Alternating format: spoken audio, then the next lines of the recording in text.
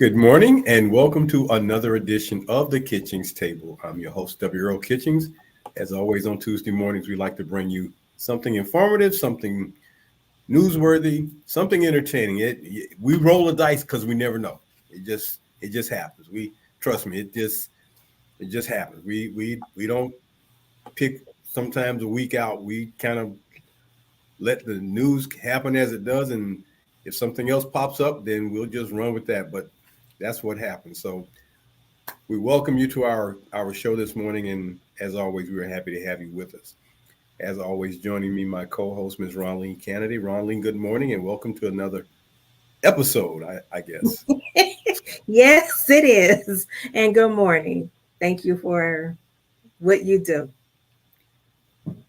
Well, we do what we do, and that's what we do. So, Ronline, let me ask you a question. I want you to think back to your childhood, and I want you to think about what was your favorite cartoon character or your favorite cartoon, either way. Okay. Favorite cartoon is I love the can't think of them right now. They were always solving mysteries, and I was looking forward to what crazy thing that Shaggy was going to do.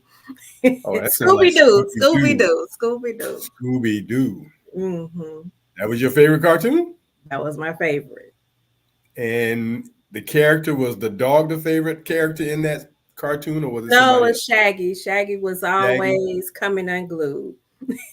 I see. All right. Kind of the back in my time, the beatnik kind of guy, the guy from the 60s age, the long haired hippie. I guess that would be a good description of him, the hippie. Oh, okay. Well, I got to tell you, Scooby Doo is not on my top 10. Understood. If I have to identify my favorite cartoon, that will probably be the one, the only Bugs Bunny. Oh, okay. Okay. Bugs Bunny. I mean, Bugs Bunny was So that I guy. understand. I understand. There was a lot I of mean, excitement. You can depend on it for the excitement. Bugs, without think you, outsmart you, no matter what you came up with, he had a solution that would be better than yours or top yours, and no matter who came on.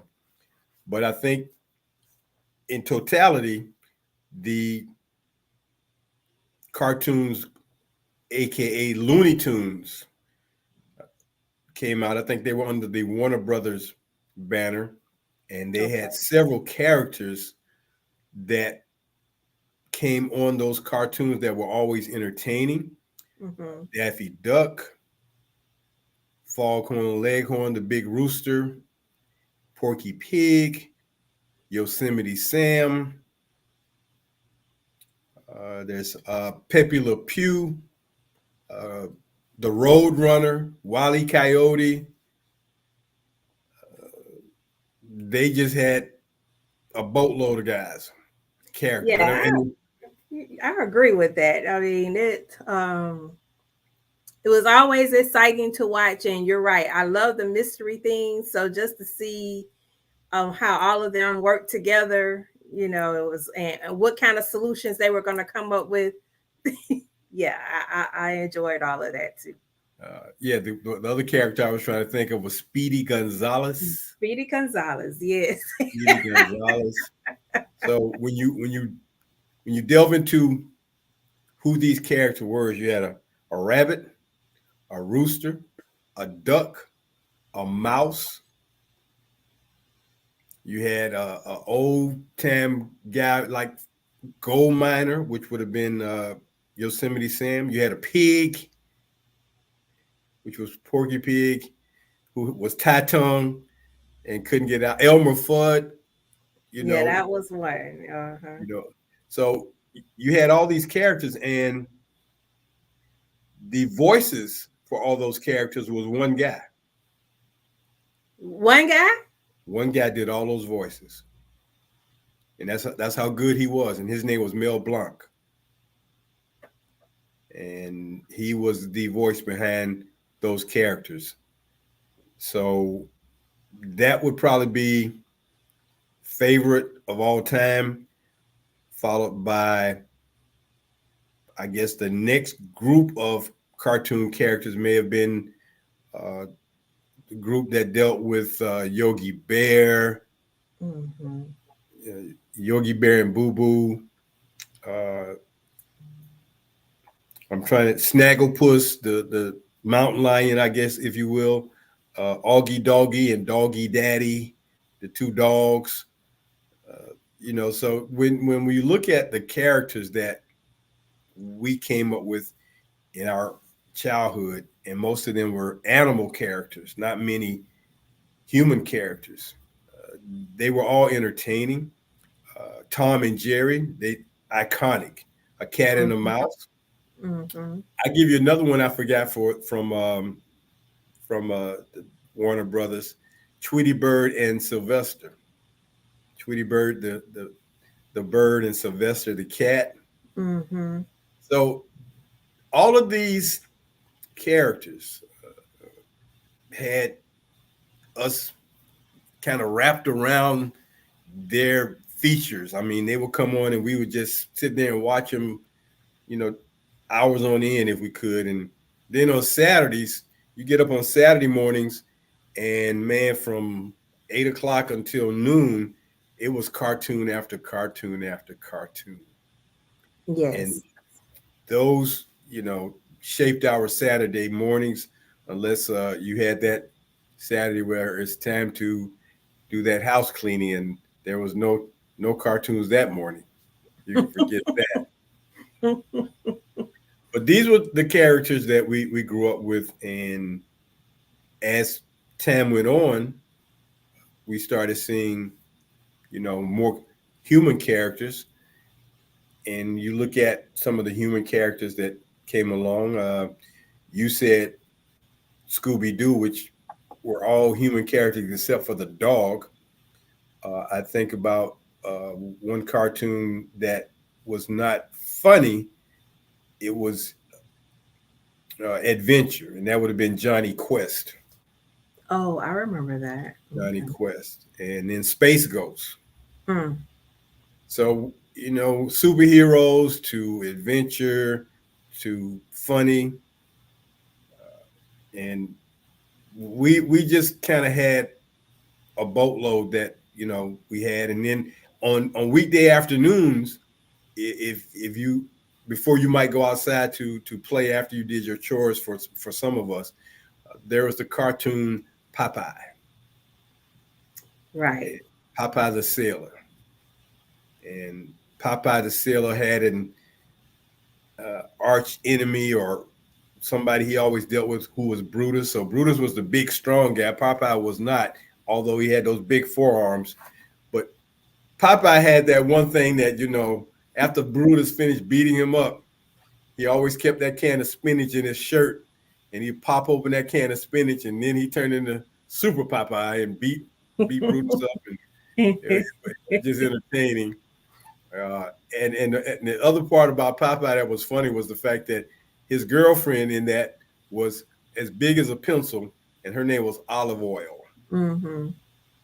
So these are all the characters that we dealt with in our childhood that gave us the funny part. And then when we talk about the comic books and the superheroes, so uh, before I get to the superheroes, I'm going to ask you what may have been that favorite black cartoon or black animated cartoon feature that you enjoyed.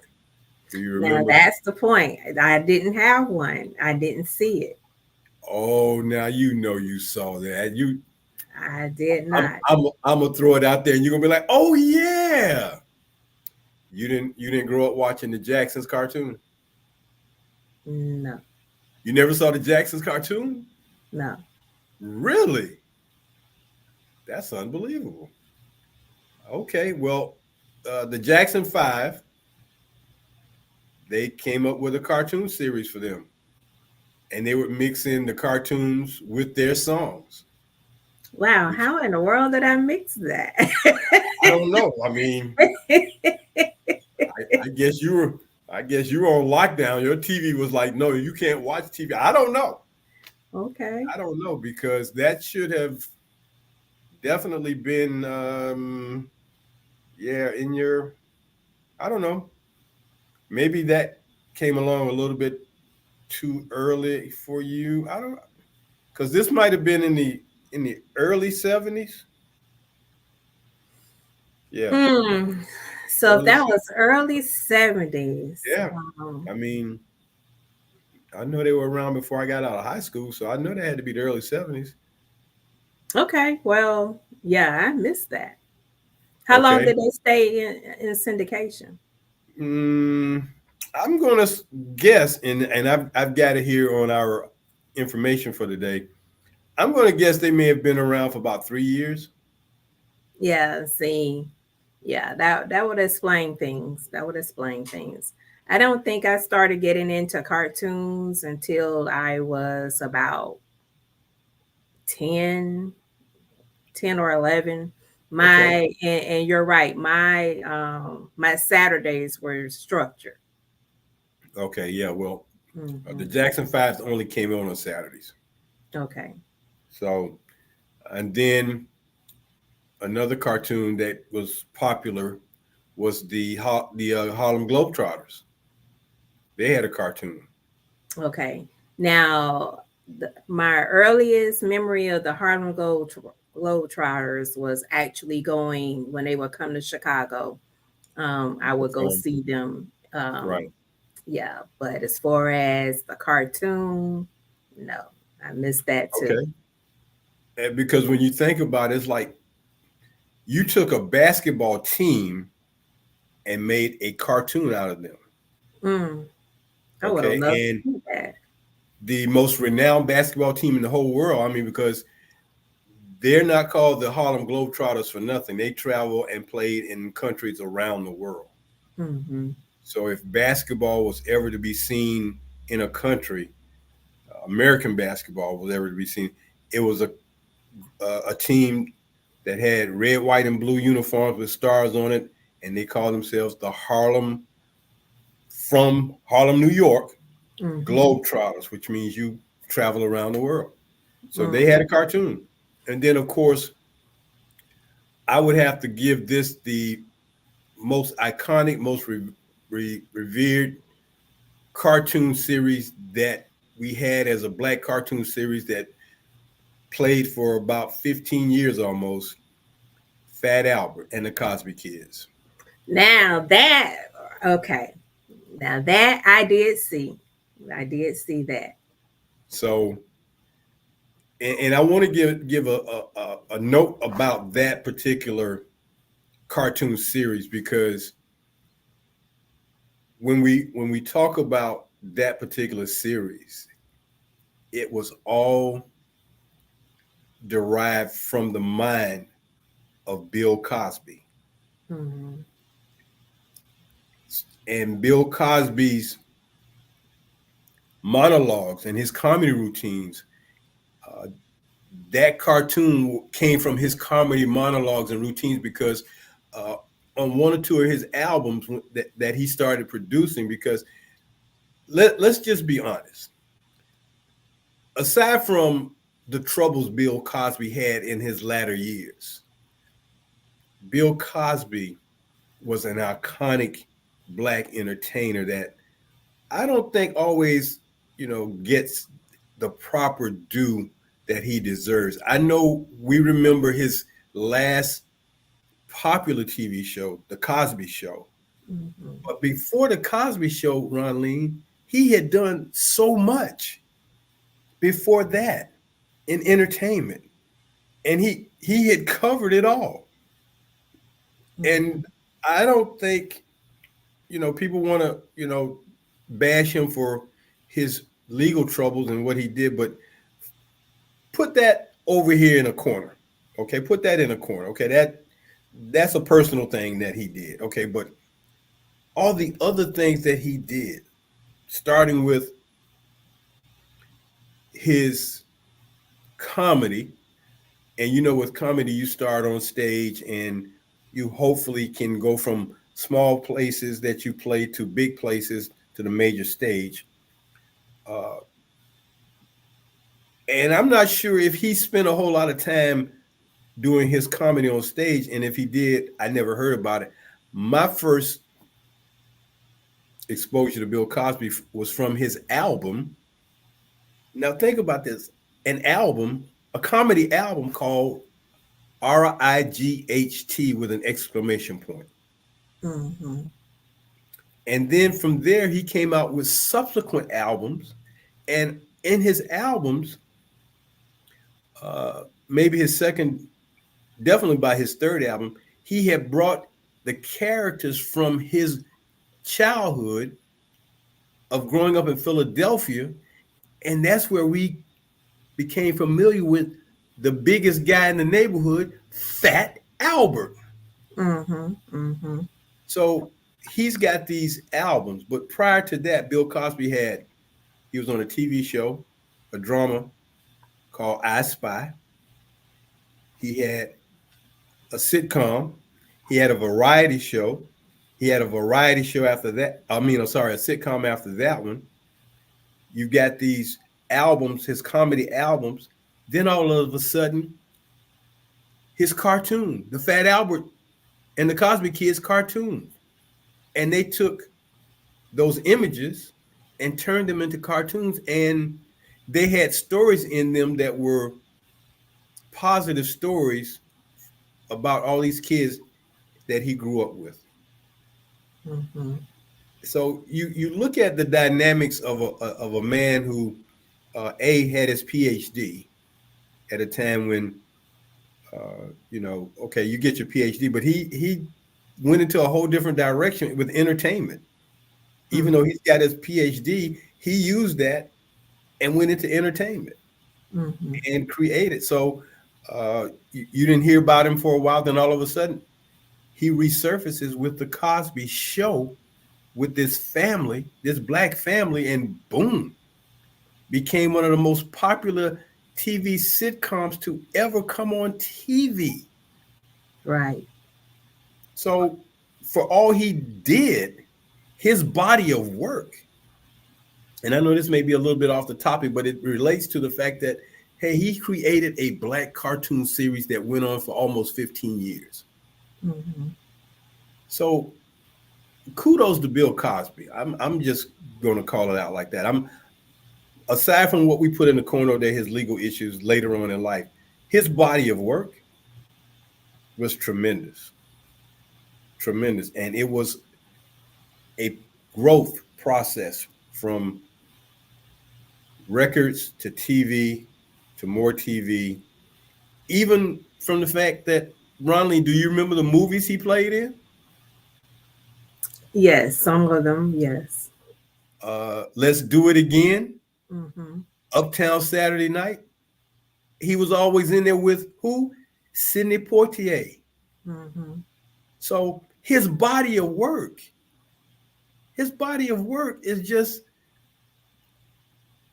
I can't think of another entertainer who has that body of work like him from all he did. But his cartoon series, man, the Cosby Kids, uh, and before you saw it actually in animation, you had already seen those characters in your mind from his albums, because when you first heard him do Fat Albert on his album, you just pictured the biggest kid in your neighborhood, Mm-hmm.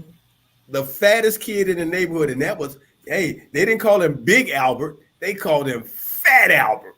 Mm-hmm.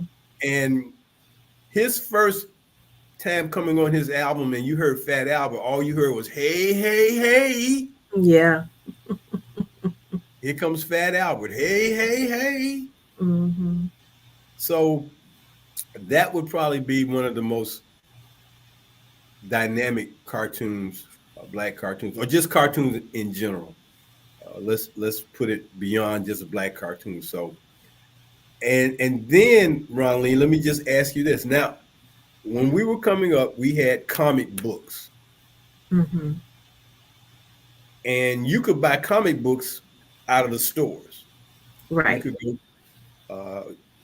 I know for a fact you could buy them out of Walgreens or places like that. I don't know if you can do that like that anymore, but uh, superheroes, Mm-hmm. superheroes. We came up with many superheroes, and I think everyone's first superhero was the guy with the big S on his chest, Right. Superman.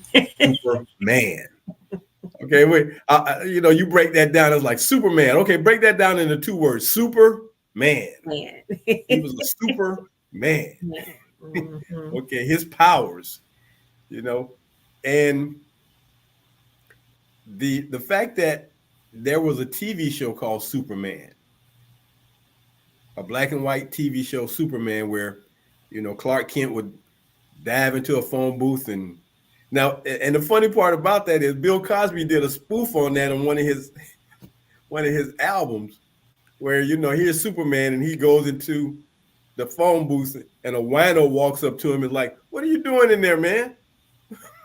What are you changing clothes?"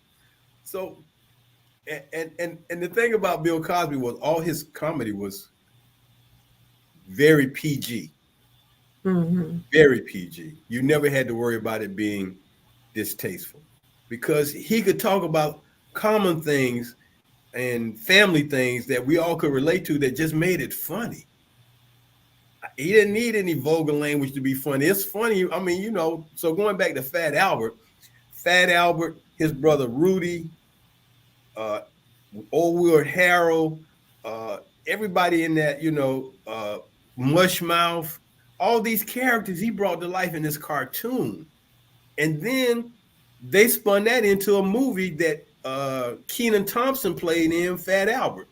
Mm-hmm. So, uh, but going back to the superheroes, Superman was first. I think Batman might have been second. Of course, Batman became a TV show. But when we look at all these superheroes, many of them were men. Many of them were men until we got to, I don't know if you would call her a superhero or not. She definitely was a villain. You had to have a villain. You got a superhero, you got to have a villain. Got to be a bad guy. It can't be just all good. It's got to be somebody. So, Are you talking about Catwoman? yes, Catwoman. Hey, Mm-hmm. if you say it in one word, it's Catwoman. But if you say it in Mm-hmm. two words, it's Catwoman. Mm-hmm. Mm-hmm. Okay. Mm-hmm. So Catwoman was a villain that was apart from, and I don't know if we really can call Batman a superhero from the standpoint of all the other heroes who were called superheroes had some kind of power. You Mm-hmm. know, everybody had a powers. Batman didn't really have a power. He had a belt. He had a car, helicopter, motorcycle, boat, all these things, but he didn't have a superpower. He could not fly. Mm-hmm. You know, he could not run as fast as Flash. He could not swim through the water at supersonic speeds. He was not Iron Man. He was not the Hulk. He didn't have the suit, but they put him in that superhero because, hey, he fought the forces of evil in Gotham City. So, if you had to select a superhero, who would that be? And I'm gonna just expand it, not from just back then, but all the way till today, because I know a lot of people have become fans of one particular superhero over the last 5 to 6 years, 5 to 8 years, maybe. But superhero, name your superhero. All right. So from back in the day, it was the Hulk. Okay, Now, let's see. What was the one for Don Cheadle? Don Cheadle became part of the Marvel comics, and I became that's when I Don got into. Don Cheadle or Chadwick Boseman? Oh, Boseman. so must been. Well, was Don Cheadle in that too? I don't remember Don Cheadle being in a Okay, all right. superhero. Superhero. I'll Yeah, I'll But research that and get back. Chadwick But Chadwick, if that was Chad's, nah, I Chadwick Boswick, yeah. thought okay. And he was who? Talking about the Black Panther. There we go. Okay, but no, what I'm thinking about is Don Cheadle was supporting. I can't think of this man's name. This uh, Downey Jr. Oh, you're talking about he was in an Iron Man. He was in an Iron Man Okay, yeah, yeah. movie, but I don't know if he was a superhero. I think he was just in the movie. Okay, yeah. So he was supporting the Iron Man. But Right. yes, when Black Panther came on the scene, that just wiped everything out. So thank you for bringing back Mr. The late Mr. Boseman. He left here too soon. I was Yeah. really looking forward to any work that he had Yeah. done. Chadwick Boseman was man. That guy played some movie roles that put him out there. Yes, I yes, mean, he yes. played two iconic movie roles that put him out there. Jackie Robinson and James Mm-hmm. Brown. Mm-hmm. Mm-hmm. Wow. Yes. You Yes. I played. was Go ahead. and then when he played in Ma Rainey, the Black Bottom, Ma Oh Rainey's yeah. Black Bottom, Okay. that that just told me how versatile he was. Okay. All And right. yeah, it just broke my heart when I found out he passed away. And Right. then to do the work that he had done, Earl, while he was sick, Yep. and being sick was the best kept secret. I mean, the Yep. people who were surrounding him, they helped him get through it. And oh man, I'm very grateful today when I pull up his name and just to see how much work he has been able to contribute to our stream so that we can watch, have some entertainment and just know that everybody has real struggles, but to work through them, like it's nobody's business kind of Right. thing in the real sector. So thank you for bringing his name up. Well, bringing him up is definitely uh, something powerful. And with him being ill the way he was and still carrying on, he was a superhero. Yes. Let's just be honest about that. Hmm. My superhero would have been the guy, the Submariner, who was Okay. the equivalent to what we know as Aquaman, Okay. the Submariner. That would have probably been mine. But let me just share this name. Well, let's go to break, and then when we come out of break, I'll go into a black cartoonist pioneer. This is the Kitchings Table every Tuesday morning, 10 a.m. You can join us for topics of interest, information, education, humor. We cover the gamut. We don't care. We want to make sure that we have probably one of the most diverse shows, podcasts, whatever you want to call us, that you can find. Our topics span the gamut. We do every and anything we think may be of interest to our fans or people who are watching and catching the show. We're not limited. And that's the beautiful thing about what we do here at the Kitchings Table. Just like when you go to your Kitchings Table to discuss your family uh, matters, your bills, or your kids, or whatever, you go to your Kitchens Table and discuss it all. Well, that's what we do here at the Kitchings Table. We discuss it all. And we're happy to bring you that format on this media platform. As always, joining me is my co-host, Miss Ronline Cannady. So we talk about it and have some fun while we're doing it. And today we're talking about black cartoonists. So, Ronline, I want to give you the name of a black cartoon pioneer. And she is probably the first black cartoonist of note. And her name is Jackie Orms, Ormes. She is known as the first African American woman cartoonist and creator of the Torchy Brown comic strip and the Patty Joe and Ginger panel. Mm. Jackie Orms. Not only was she a cartoonist, she got her start uh, after she started doing some editing of art in high school. She went on to work for the Pittsburgh Courier, and that's where she got her start doing a comic strip for them. Uh, that ended, and she went to the Chicago Defender. That ended, and she came back to the Pittsburgh Courier. But then she came up with her own doll, and her doll was called the Patty Joe doll. And she contracted with a company back in 1947, Ron Lean.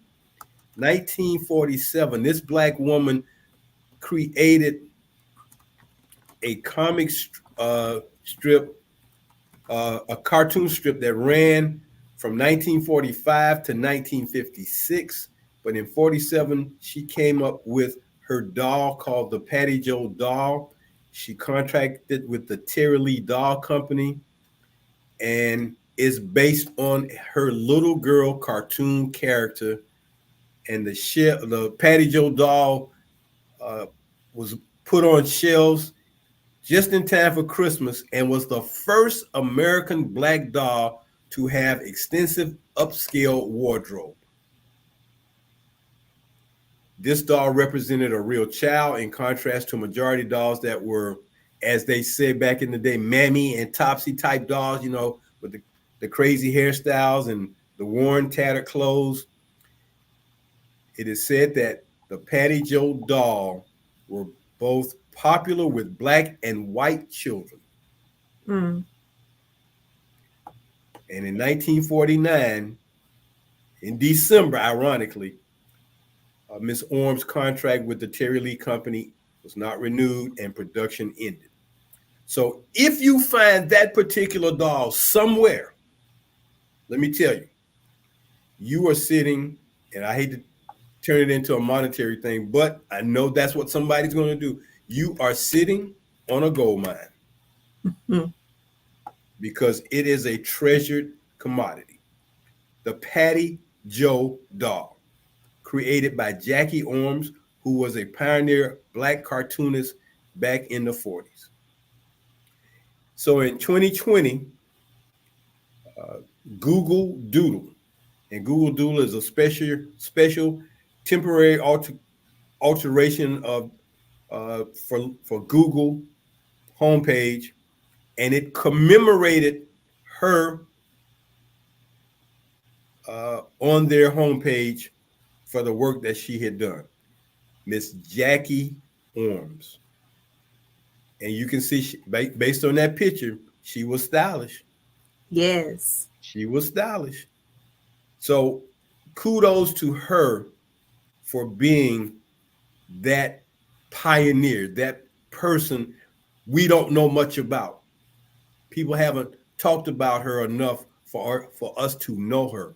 And to come up with a cartoon strip, Torchy Brown, back in the 40s, and of course in the South, we definitely wouldn't have known anything about her cartoon strip. But in Chicago, it was out there in the Chicago Defender and in the Pittsburgh Courier. And as it's on the screen, it was not just a comic strip, but it was color comic strip. And the fact that it was done this way so tastefully and so powerful is just unbelievable. So kudos to Miss Jackie Orms, and thank you for being that pioneer. But since then, Ron Lean, there have been many, many, many, many black cartoonists and black animators and pioneers in this field. And I'm gonna just run through a few of them. Taylor Shaw, she's a female, is the founder and CEO of the Black Woman Animate. Uh, she has a website, and it's the first and only animation studio designed to improve the representation of Black women in the animation business. Mm. Taylor Shaw. Then there's Peter Ramsey, best known for his film Rise of the Guardians, Spider-Man Into the Spider-Verse. He won an Academy Award for Best Animated Feature for the Spider-Man Into the Spider-Verse. Peter Ramsey. Pilar Newton, freelance writer. Cartoon Network's Courage the Cowardly Dog. Courage the Cowardly Dog. Pilar, Pilar Newton. Floyd Newman, from back in 57, the first African American artist at the Walt Disney Company. Mhm. 1957, Floyd Newman. So you know he is a powerful guy to work with the Disney Company. And um, he contributed to Sleeping Beauty, 101 Dalmatians, The Jungle Book. At 66, he left Disney to co-found Vignette Films, one of the first companies to make films about Black history. There you go, about the documentary. There you go. Floyd Norman. It says later he returned back to Disney and worked on such films as Mulan and The Hunchback of Notre Dame. He even worked with Pixar on Toy Story 2 and Monsters. Floyd Norman. So, and then finally, I want to bring out a guy by the name of Bruce W. Smith, created and directed Disney Channel's The Proud Family, founded Jambalaya Studios for the production of his series, and The Proud Family was Disney Channel's first animated series with a young Black girl as the lead. So we've got pioneers who have done some things, and we don't always hear about them, but they have been out there. Now, we see comic strips if you get the newspaper. Uh, and yes, they still print newspapers. For those of you like newspaper, they still do that. Yes, they still print newspapers, and they still print that page in newspapers called the comic page, where you have all these strips. So the guy who probably is most well known for being on a comic page with comic strips is Aaron Vincent Magruder. Do you know what comic strip he created, Ronline? Actually, I thought you were going to talk about the Charlie Brown one. No, Charlie Brown was not created. That was Charles was Schultz. Charles Schultz, but he was Okay. a white animator. He's not a black. Okay. So Aaron Vincent Magruder, American writer, cartoonist, and producer, and best known for creating the Boondocks. Boondocks. The Okay. Boondocks, a Universal Press syndicated comic strip, and also an animated TV series adaptation. Aaron Magruder. So if you ever go into the newspaper and you see the Boondocks, or you've seen it, or you see the TV show, or what, uh, he is probably the most known black cartoonist for the strips. But he's also going into the adult animated sitcom cartoon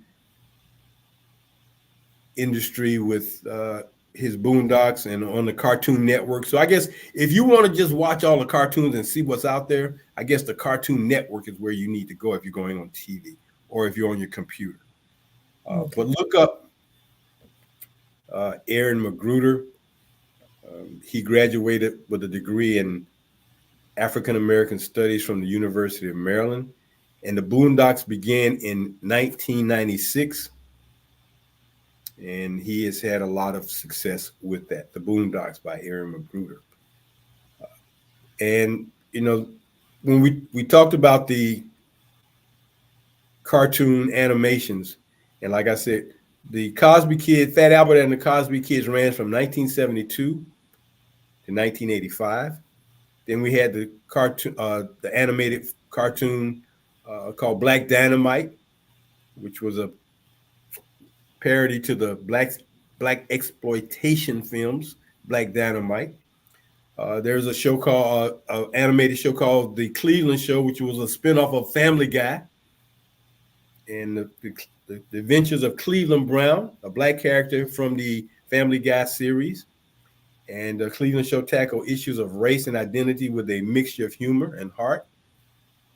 Bebe Kids. Now I know you know Bebe Kids, right? You know where Bebe Kids came from, right? Yes, Robin Harris, Robin Harris, the and that comedian, the late that comedian Robin late Harris. comedian Robin Harris came up with Bebe Kids. That was in 1992, and when that came out, I think everybody just were entertained by Robin Harris doing Bebe Kids, and the proverbial question when he took his date out and she got all these extra kids and like, well, who kids are these? And she was like, them Bebe kids. Well, where Bebe? That's just the way he said, where Bebe? Baby, yeah. Why she ain't got her kids? You know, because he's taking his date and her kid or kids. I think she might have had two kids to Disneyland, but now she's got like three other kids with her, and they're going to Disneyland, and Bebe kids just act totally out. They tear Disneyland out up, walking Mhm, around, and his famous line of "Small World."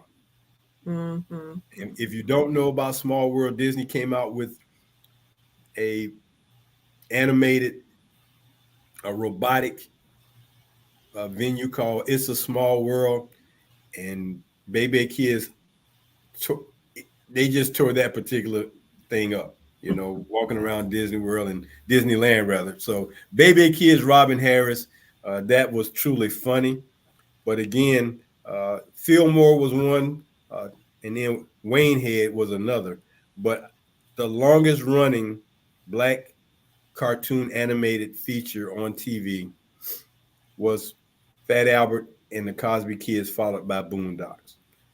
So those are those shows, and then we get into the superheroes. Now, Ronline, interesting enough, just so I want to be fair, I want to be fair because I know folks will be like, well, you didn't talk about, why is it just always the men? So we talk about the black superheroes, and there were quite a few. There, if you go online and just type in black superheroes, you'll see there are like 30 top black superheroes, and they pair all the way down to the number one black superhero. And who might that be? T'Challa, the Black Panther. Black Panther. The Black Panther. And when they made the movie The Black Panther, T'Challa and the Black Panther and everything, just went off the chain. Wakanda became a household name, and the Black Panther became that superhero for black kids and black people. But there's also the number one black female superhero. So I wanted to be fair. T'Challa, the Black Panther, under he came out with the Fantastic Four. But Debris, Debris, or she was Deborah Fields, or simply Debris, a superhero for Marvel Comics, came out in 2005, and she's made her place. She joined Captain America and the Secret Avengers. Mm. So she was the number one female black superhero. So you got T'Challa, the Black Panther, and you got Debris, both from Marvel Comics. And there were several others. The first one they listed was Cecilia Reyes, who was she's listed as number 20, but she gets a lot of popularity. She was a Puerto Rican woman who became a superhero. She hung out with the X-Men. Then you had a comic superhero called the Bumblebee, one called Thunder, Storm. We know Storm because that was Halle Berry in the, when she came out and she turned into that Storm and just could, do her thing. So over probably the last 30 years, maybe, there have been a lot of black cartoonists who have created these figures and these superheroes. So that covers our cartoonist thing for the day. I'm gonna let you go to your Black History moment, Ronline, and we'll close out. All right. Thank you so much for bringing that to our forefront. It's just a pleasure to be able to learn about these different people. And I've truly learned something today, and I will be doing my research. Today, I'm bringing to you a Black cartoonist, a woman, Barbara Brandon Croft. She uh, she came out in 1989 with her with the Detroit Free Press, and she's the one who also broke barriers into the world for cartoonists as a Black woman. And so we wanted to say our kudos to her. And just recently, I just learned about her. Her father, who was the creator of Luther, Brunswick Brandon. He's deceased now, but she was helping him, and this is how she got started. And so you may know her from um, doing her feature of Where I'm Coming From. And she did this dealing with Black women, um, people that she knew, and the roles that they played in the United States, as a mother, as a friend, as a sister, as an employer, as an employee, from all walks of life. And I urge you all today to learn a little bit about her as well. Now, her work of selected strips, along with the black backstory of her career, was published by Drawn and Quarterly and won a National Association of Black Journalists Award for Outstanding Book of 2023. And I understand that she's been nominated, her work has been nominated with the Eisner Award for 2024. So we'll see if she actually win it. So I turn this back over to you, Earl, to close us out. Well, thank you for bringing that to us about that cartoonist. And of course, if you have a child who aspires to draw a lot, encourage them. Don't discourage them from drawing. Make sure you encourage them to draw during their free time, not during their class time, study time, homework time. And if they are so empowered to want to draw, I would encourage you as a parent, as a guardian, go out and buy them a set of color pencils or watercolors. Let them express that until they don't want to do it anymore. Because when we don't let that path happen, we lose some talent that we probably could have grown if we had just encouraged it a little bit more. I'm sure all these cartoonists we've shared with you and these animators, somebody encouraged them to carry that talent forward. So if you got a kid who likes to draw and can draw well, let me emphasize that, encourage them. Thank you so very much for being a part of our show today. We appreciate you joining us here on the Kitchings table. Thank you, Ronline, for bringing us that Black History moment. Subscribe to us if you like what we do, and send us a note. Let us know we're doing a good job.